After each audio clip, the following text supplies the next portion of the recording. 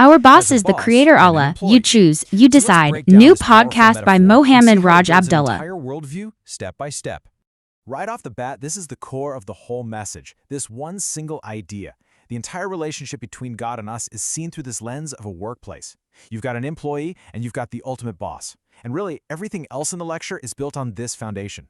So first, we really have to wrap our heads around this foundational argument.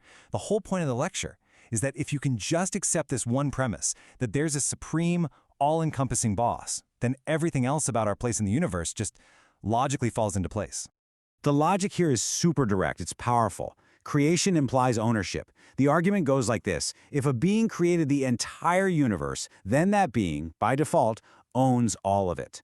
This isn't really presented as something you can debate. It's just a fundamental fact of existence that gives the boss total authority. Okay, so if we're working with this idea of a boss, well, what kind of boss are we talking about? To really understand where this ultimate authority comes from, the lecture goes into detail about the specific qualities of the creator. So the lecture lays out a few key characteristics. First, the creator is uncreated, meaning it exists outside the whole cycle of cause and effect. It's supernatural and unimaginably powerful, the source of literally everything. But here's what's really important. The speaker makes a point to pair all that absolute power with the quality of being extremely merciful. Now, the lecture has a very specific definition for the word supernatural. We're not talking about ghosts or magic here. In this context, it means being the one who actually wrote the laws of nature. The creator isn't limited by physics, it created physics. This puts that being completely outside the system it designed, giving it, total control.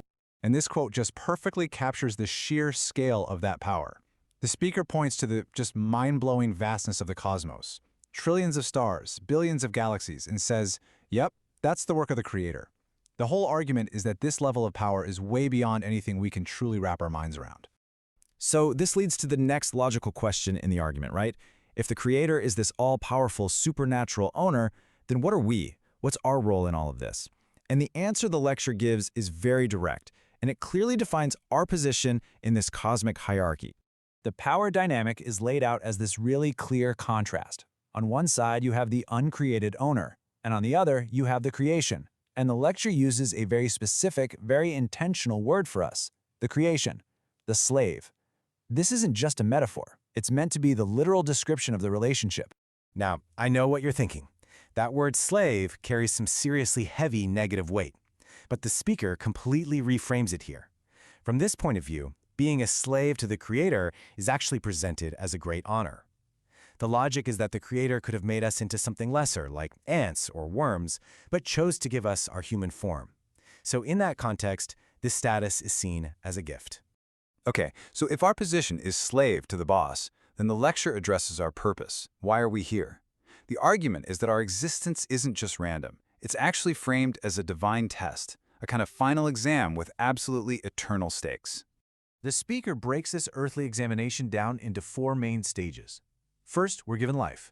Second, and this is a really key part of the test, we're given free will. We get to choose our own path. Third, guidance is provided, and that guidance is presented as Islam. And finally, there's a judgment day where we have to face the consequences of those choices. And it's really important to understand the lecturer's take on this guidance. It's not presented as just one of many valid paths you could take. No, the speaker is very explicit. In this divine test, Islam is framed as the single correct answer sheet. It's the truth that the creator provided to help you pass the exam.